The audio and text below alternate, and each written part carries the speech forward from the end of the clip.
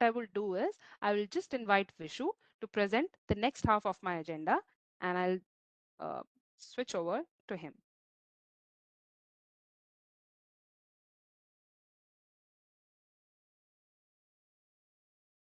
Just quick, while you guys are switching over, I don't know if there's any questions anyone from the team wants to call out quick. I know we are extremely busy in the Q&A, so again, thank you guys for all the questions. But I'll just look around. I can see Dominic, Rado, Dimitar. Anything you guys might want to call out as questions quickly?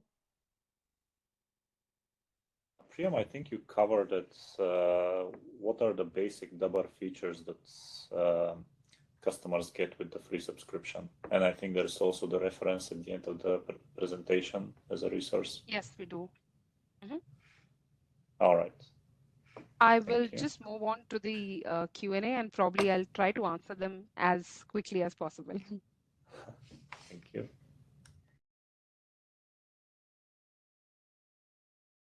All right, if there's nothing else, well, let's crack on.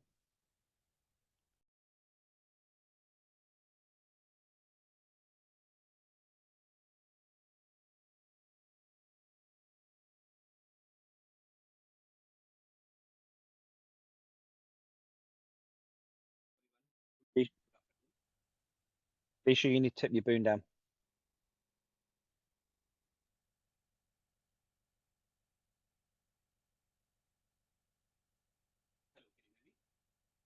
I think you need to tip your boon down on your headset. Sorry. We can hear you now. Okay. Hello, everyone. Good morning. Good afternoon. My name is Vishu Gadi. I am the technical consulting engineer with the Webex calling team. So today I will be covering one of the important topic in the Webex, that is a call routing. So let's get started. So what are the various options available in the Webex for the call routing?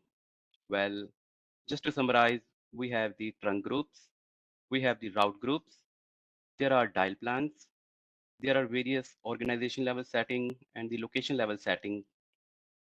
And for the PSTN routing, we have the different PSTN connections available.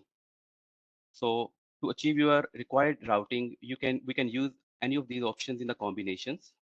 But before we get into all these details, I would like to take a minute to just cover some of the very basics. What is routing actually? So here we have the Webex core network, where we have the access network, we have the peering SBC, and the call controller. So this in a wholesome make a Webex cloud. So anything that comes in, any call or any traffic that comes into this core, we call it the source.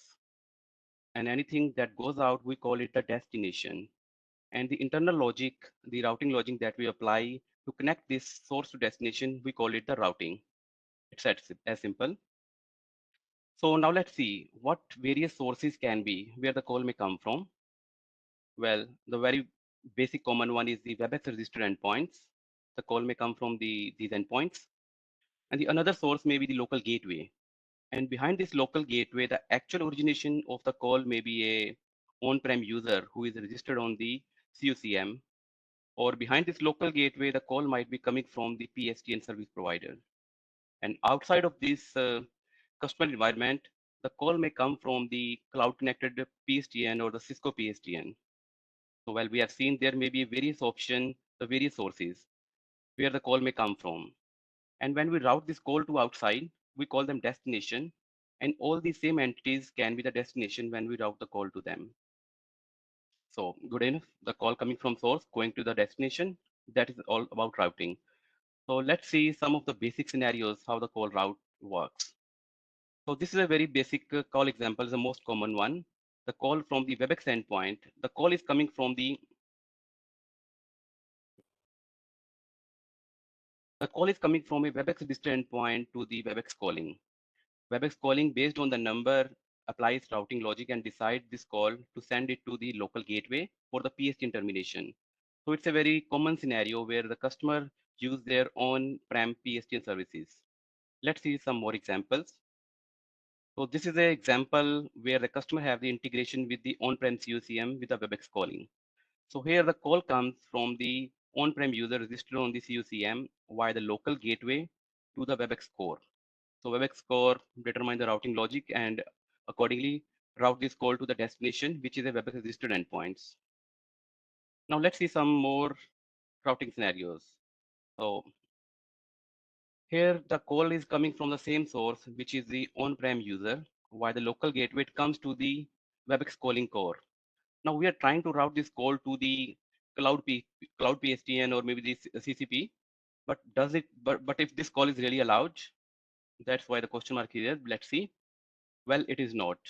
The call coming, yes, the call coming from the on-prem user to the Webex core, this call is not routable to the Cisco PSTN or the cloud connected PSTN. So there are various restrictions in the Webex calling based on the source. We cannot route the call or where we can route the calls. So we will see in the coming slide. Let's see one more example. Here the call is coming from the on-prem user to the Webex core, and Webex is sending this call to the another on-prem user on a different site. So you see here the Webex core is simply working as a tandem. It is just routing the call from one on-prem user to the another on-prem user on a different site. Now let's just notice in the next call flow, the destination remains the same. The only thing that we are changing is the source of the call. I'm just switching between these two slides just to make sure the destination remains the same. The only difference is the call origination is changing from the on-prem user to the PSTN. So when the call comes from the PSTN, this call is not allowed to route to the another site, the on-prem user. Now, if we see from the Webex calling perspective, these both calls are coming from the local gateway. So how the Webex calling will identify the source of the call, if it is coming from the PSTN or if it is coming from the on-prem user? Well, that's where the role of the dial plan comes into picture. So Webex have the dial plan feature where you can define the different pattern matching, which identifies the source of the call, if it is coming from the CUCM or some other sources. So considering all these call scenarios, here is the table illustration which shows what is allowed, what is not allowed. So as I already mentioned, no tandem call is allowed for the PSTN. So if the call is coming from an on-prem user on the trunk, this call cannot be routed to the cloud PSTN that we have just seen. One other example, if the call is coming from the trunk, a on-prem user, on-prem PSTN, this call cannot be routed to the trunk for the termination on the another site. So these are, so whenever as an admin you are going to create a routing or going to take a decision, it's always good to refer this table to see what is allowed and what are the restrictions that are available in the Webex calling. Okay, so now let's see. We know dial plan is a good feature which is used for the routing. But before we switch to the routing, how the routing works, what is the main important element that we see that we consider to create the routing? I would say it is the dial number. When any call comes into the Webex calling, based on the dial number, we take a decision what to do with this number. Well, there are other options as well, I would say, based on the caller ID. Sometimes we take the routing decision. There may be the DTG or the OTG, but the major factor remains the call number. What is the call number for the incoming call? And based on that, we take the routing decision. So how the call number comes, how the user dial it. So before we get into the details, let's understand some of the user dialing habits, how the user make a call to dial a number. So the very first one comes in the extension dialing, very simple scenario. Here, if Alice want to call to Bob, he simply dial his extension 4002 and he will be connected. If you want to connect to the Charlie, he will dial his extension 6001 and he will be connected. All good. Now let's see another example. Here, there are two different scenarios where the 4002 extension is the overlapping. What does it mean overlapping? The same extension exists for the user Bob in the LA location, and the same extension exists for the in the Montreal location for a different user Dave. So how any user within an organization will reach to this number because they are not unique extensions? Well, there comes the role of the ESN, where we create a location routing prefix followed by the extension number. We will cover this in details in the coming slide. So next comes the E164 format number. It's a universally globally routed numbers. So if these numbers come through the Webex calling, it makes the life much easier for the admin because these numbers are globally routable. We don't need to make much of the mother decision on this one. So we'll see later. And next comes the user dialing habit. It's the most common one that we need to work on how to route this number, how to consider the various options with this one. So I have taken this example for a US or Canada number. So if you see on the right side, certain users have the habit to dial just a phone number to connect to a local number. And the other user may have some habit to dial the area code plus the phone number. And the third user may dial the country code plus the area code plus the phone number. So whatever number a user dials in, we need to understand this number and normalize this number before this call can be routed to the PSTN termination or outside of the Webex calling. Because outside the Webex calling, they don't understand these short numbers. So based on the NPA of the originator, we can normalize these numbers. And similarly, for other countries, there are various dial plan exist. Based on that, we normalize this number. So to normalize this number, what exactly do we refer? There comes the role of the dial plan by country.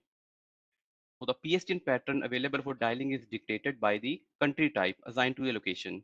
So when we create a location, a preloaded country dial plan is used for the devices within that location. And this dial plan is maintained by Cisco, and it is based off the ITU numbering plans. So at the bottom, it's a link. If you click on this link, it's a guide link for the for the help desk. So it will open this page on the right, dial plan by country. So here you can see all the continents are listed like the Africa, Asia, Australia, North America, and under each continent there are different countries listed. Whatever country the Webex calling supports, this is listed here, and their number plan is there. So for an example, if I click on the Europe, and I've just listed here one of the number plan from the site for the UK calling plan. So here we have listed all the numbering plans. What are the number formats? What are the local number formats? What are the international number formats? So whenever any user make a call, we refer to this as a Bible to normalize this number. And as a TAC engineer, many times we get the cases from the customer that I'm not able to dial the German number. And when we look at the number, this number, this number is not in a proper format as described by this dialing plan. So it's always advisable when you have any such issue, you can refer to this dial plan by country guide, which explain all the number formatting. Okay, so now we know different dialing behaviors of the user. So how do we configure those now in the Webex calling? So the first come is the extension. How do we define the extension in the Webex calling? So for any user, if you go under the calling, you will see there are two options. You can define the phone number, or you can define the extension, or you can define the both. It's a very simple one. So there are additional points to note that extension can overlap between the different location, as we have just seen in the last slide, and we will just go in the detail in the coming slide. So within location, the extension take the precedence. What does it mean? So if a user dial any number and there are overlapping of extension, so within this location, if this extension exists, that will be preferred. So there is a toggle exist to allow the extension dialing between the locations. So here comes the overlapping extension. How do we handle that? So these location codes are used when there are overlapping of extension. If we look at the picture below, we have three different sites. I will be taking the same example. These two users, Bob and Dave, they both have the same extension. So how any user will reach to this user? Well, to overcome this concern, we have the location code. We have defined the location code 8201 for the location LA, and we have the 8251 location code for the location Montreal. So now if any user who want to reach to Bob, he need to prefix a location code followed by the extension number. So 8201 is the location code, 4002 is the extension number. And if any user want to reach to the Dave, he will have to prefix the location code for the Montreal and followed by the extension number. So by prefixing the location code, it makes a unique extension or unique number that are routable within the organization. So there are various options. We call it the enterprise best practices. So based on the user behavior or user dialing habits we have designed, so it's always advisable to follow these practices. So let's see the first one. There is an option to define the outbound dialing digit. It's very common for the user when they want to place the outbound call, they just dial the 9 number before this number. So it's very common one. So in the Webex calling, you can define what number you want to use, but in the most of the cases, 9 is the number used. So next come the uniform location code length. as we mentioned, we can define the location code. So what should be the length of this location code? It is defined here as 4. So 4 digit of location code. Next come the internal steering digit for the intersite. So when we are using the location code, what would be the very first digit of this location code? That is 8 here we have defined. And the third we can define the length of the extension, that is 4. So by defining these best practice, we can standardize a number that a user need to dial, so there are not any conflicts. So what basic purpose does it resolve here by following these best practices? Well, it is used to avoid the conflicts. So what kind of conflicts? Basically, we need to avoid the conflicts between the first digit of extension, the internal steering digit, and the outbound dial digit. Let's see this example. So in this case, this user Alice, what happens? What happens if this user Alice pick up his phone and try to dial the number 8202? Now 8202 is the extension for the Bob, and we have the 8202, the location code for the New York location. So at this point, when the Alice dials the number 8202, the system have no clarity if this call is for the Bob or is it for the Charlie, where he's expecting some more digit so that it can complete the number. So it unnecessarily causes a delay. And so just to avoid these conflicts, it is always advisable to use the best routing practices that we just discussed. Okay, so next comes the dial plan. It's a very important part when it comes to interconnection with the on-prem sites. So dial plans are used to interconnect Webex calling user with the on-prem PBX users. A dial plan basically consists of the list of dial patterns, and these dial patterns are corresponding to the premise PBX users. So when a Webex calling user makes a call, it can match the dial plan for the premise dial plan and can route the call to the premises. And similarly, when we receive the call from the local gateway, when we call the local gateway, this call is eventually coming from the on-prem user. So when the call comes from the local gateway, it can match the calling address and can identify this call is coming from the PBX. So here are some of the theoretical stuff that there are how many trunks are allowed per dial plan, how many trunks can be configured per location, which is 100, and the dial plan configurable per enterprise customer are 1000. So these are on the higher end, all the limitations available there. So let's see this dial plan, one practical example for this dial plan. This is an example for a dial plan from the control hub. In the control hub, if you go to the call routing, under the call routing, there are different options available, like what are the trunks, what are the trunk groups, dial plan. So here we are mainly talking about the dial plans. I have created a dial plan with the name 2PBX, and I've associated one trunk group to this dial plan. So whenever this dial plan will be selected, the call will be routed to this trunk, which in turn will terminate to the on-prem. So how this dial plan will be selected?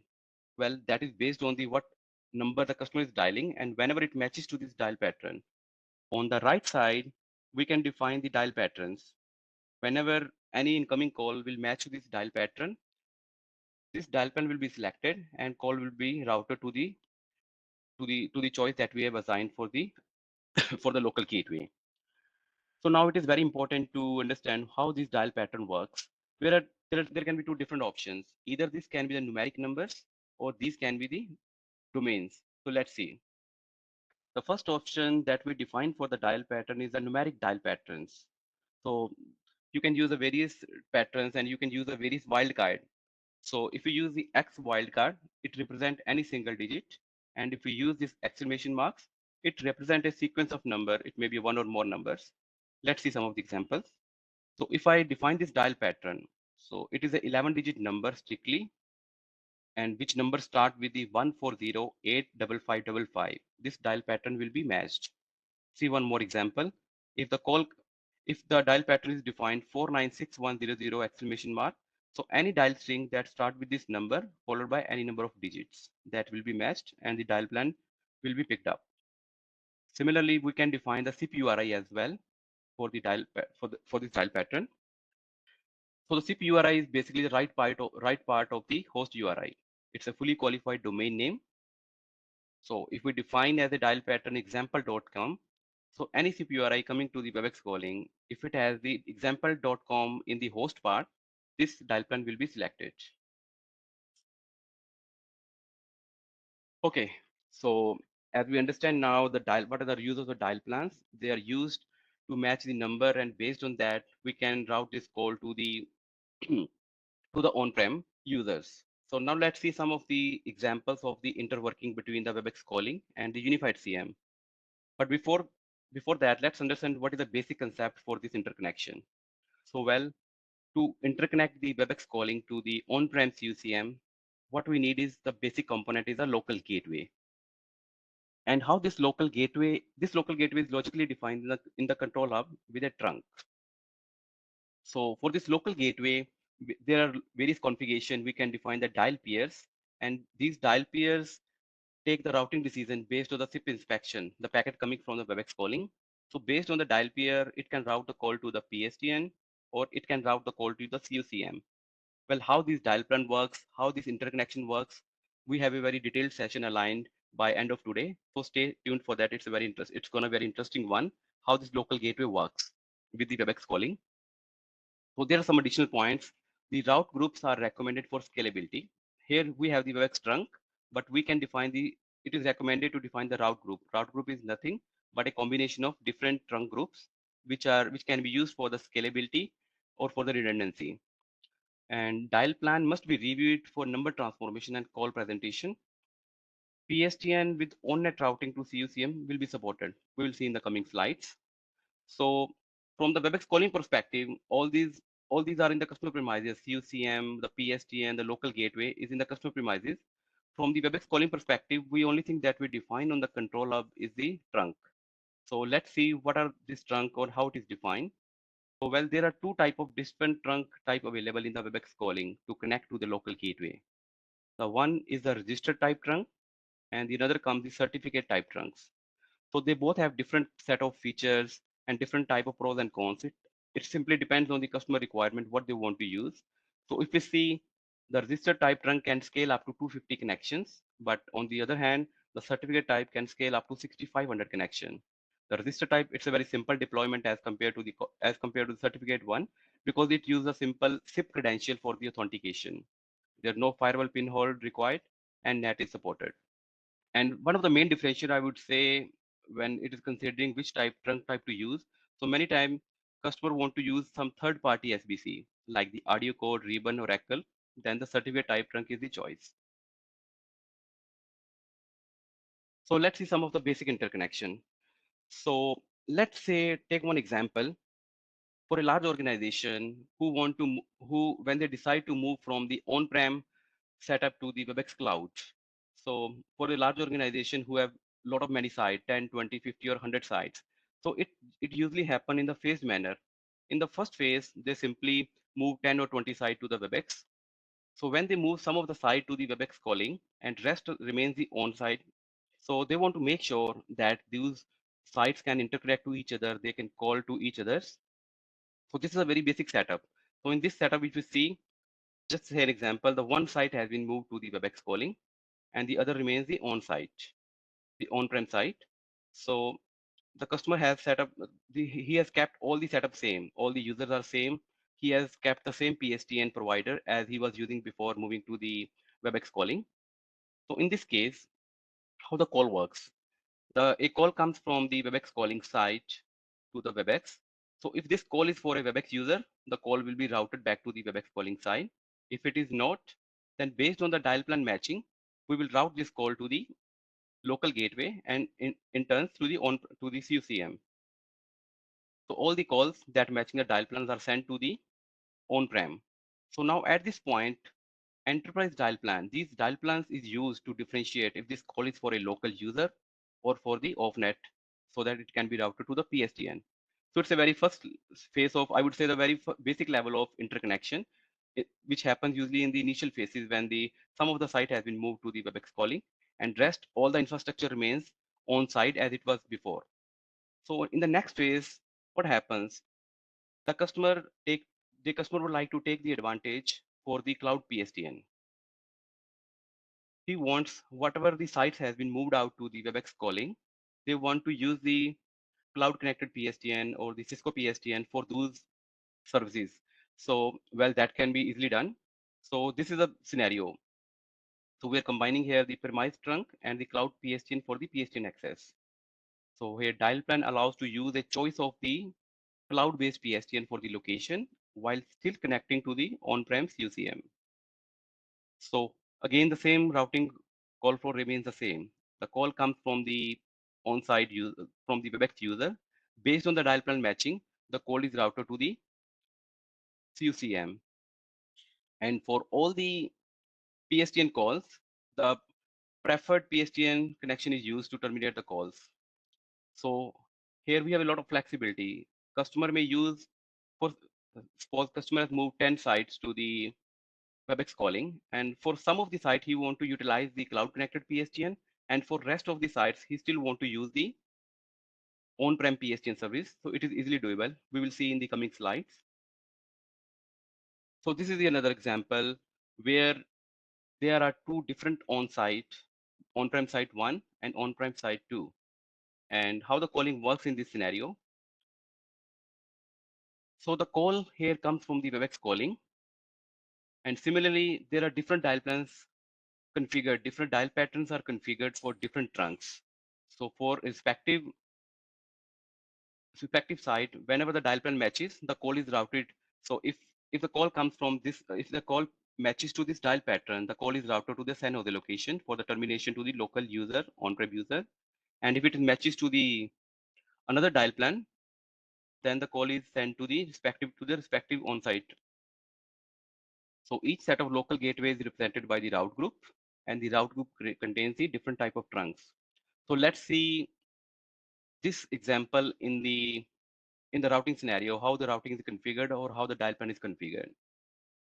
So here we have the dial plan setup for this particular scenario. So we have defined the dial plan for the San Jose location. We have defined the dial plan for the New York location. So these dial pattern is corresponding to the on-prem users who exist the site 1 or site 2. So whenever a call comes from for this dial number, the respective route group is selected, and based on this route group, the trunks is selected and the call is terminated to the local gateway. And similarly, it happens for the all the sites available, on-site site available. So in the similar scenario, what happens when the call is originated from the one site and this user want to reach to the another site? As we already discussed, it's very much doable. So here in this scenario, it doesn't matter if the call is coming from the Webex calling or the call is originated from a on-prem user. We always match the same set of dial plans or the dial patterns, and accordingly, the call is routed to the respective sites. So here in this scenario, the Webex calling is working in the tandem mode. The call comes from the one on-prem site and goes to the another on-prem site. So here, that's what I was talking about. There are a lot of flexibility. So here is an enterprise who have a lot of sites. So what he want to use for the different location, he want to use the different PSTN connections. For the New York and RTP side, he want to use the cloud connected PSTN service 1. And for the another site, he want to use a different cloud connected partner 2. So there are many options available and any site can choose any one of the available options. And for the another site, for the San Jose, he want to use the premise based PSTN as he was already using. So when he used this San Jose location, he has created a route group. As we already mentioned, this route group are used for the redundancy purpose. So for this route group, the first option is to use the trunk for the San Jose so that the call can be terminated to the San Jose queue. And the second option will remain the LA1. So if for some reason the San Jose trunk goes down, the call can be routed to the LA as a redundancy. Similarly, for the LA location, the call comes to this route group. But for this route group, the preferred option is the LA1. And if it goes down, the call will be routed to the San Jose for the termination. So in nutshell, it provides the redundancy. If one goes down, we can use the PSTN service on the another location. And for the another London and Glasgow location, we simply want to use the respective queue and the respective PSTN services. So in that way, there's a lot of flexibility. What service you want to use for each location. Okay, so far now we understand what are the dial plans, how it works. Let's just see what is a routing overflow basically how the routing works. So whenever a user dials the number, it comes to the Webex platform. We compare this number, is that an emergency number? If it is, we route this call to the PSTN for the termination. If it is not, we match this number. If this number belongs to a user, it may be the extension, or it may be the PSTN number, or it may be the E16 format number. If it is matches to that, we route this call to the respective user. If it is not, we match this number against the virtual on-net numbers. If it is, we route this call to the PSTN for the termination. And finally comes the dial plan. If none of these matches, we match this number against the dial plan. Remember, we have discussed the dial pattern we define. If it is matches to any of the dial plan, we route this call to the trunk for the on-prem termination. If none of this happens, none of this match, we declare this number as the unknown numbers. So now this number comes in the yellow flag. What does that mean? This number may be routed further or may not be routed. It all depends on the configuration. So what is the configuration that impacts this decision? Let's have a look. So if you go to any location, sorry, if you go to any location, there is an option, call to on-prem extension. If you enable this option, the call is routed as an unknown extension call to the trunk, which is configured for this location. So this is the primary requirement. You need to enable this option for at the location level if you want to interconnect to the on-prem the on-prem PBX. And the next option come, how do we handle these unknown numbers? Well, there are two options. This is a organization level setting. How do we handle the unknown number handling? The first one is the standard behavior and other one is the legacy behavior. So standard behavior is the recommended one and is mostly used nowadays. So this legacy behavior was used before the dial plan were introduced in the Webex calling. So in the standard calls are treated as a premise or the external calls based on the caller ID. So to identify this caller ID, we need the dial plans. For this legacy one, the every unknown call is treated as a premise call and we route it to the on-prem PBX. So there is another option for the caller ID. When you interconnect to the on-prem PBX, you can choose which caller ID format you want. You can choose either the E16 format or you can prefer to choose ESN1. ESN like the location routing prefix plus the location plus the user number. So this is all about the standard behavior.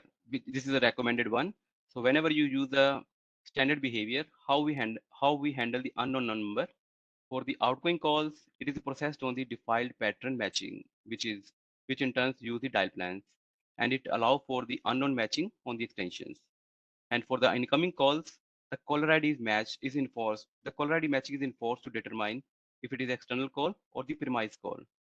So here is a good guide link which you can refer about this behavior, how it works. But for sure, this is the standard behavior is the recommended one, and in 99% cases, this should be the used one. So next come the fallback service. From the fallback service, it provides kind of a redundancy. Let's see it is in a in a form. So on the left hand side, we have a customer site, and customer has various endpoints available. He has a local gateway, and on the right hand side, we have the Webex core network. And how this customer site is connected to the Webex is via the internet. So whenever a Webex calling endpoint want to make a call to the another user, the call comes via the internet to the Webex core. Webex core take a routing decision and route this call back via the internet to the another endpoint. All good so far. So if this user want to make a PSTN call, again the call comes via the internet to the Webex core, and Webex core route this call to the local gateway, and local gateway in turns terminate this call to the PSTN. So all good so far. So imagine a scenario. What happens if this internet goes down? This site is completely cut from the Webex core network. Now imagine a scenario. These two users sitting next to each other, they still cannot call to each other. Whenever this user makes a call, there's no way to route to the Webex core, and hence there is no call control entity who can take the decision. So in a scenario, I would like this call to be routed like this. How if I can make this call to the another endpoint? But well, that is not possible because we need some logical entity or maybe some call control entity who can take this decision? Well, there comes the role of the survivability gateway. So in the customer premise, we can place a survivability gateway. So it's again another big topic and very interesting one. So this will be covered in detail in the very next coming session after this break. So stay tuned for that, how it works and what are the advantage of these survivability gateways. Okay, so next come the resources. So there are a lot of various articles or resource articles available. So whatever we have discussed in this presentation, we have taken the reference from there. And if you want more details about any of these features, how it works, you can always refer to these, all the links.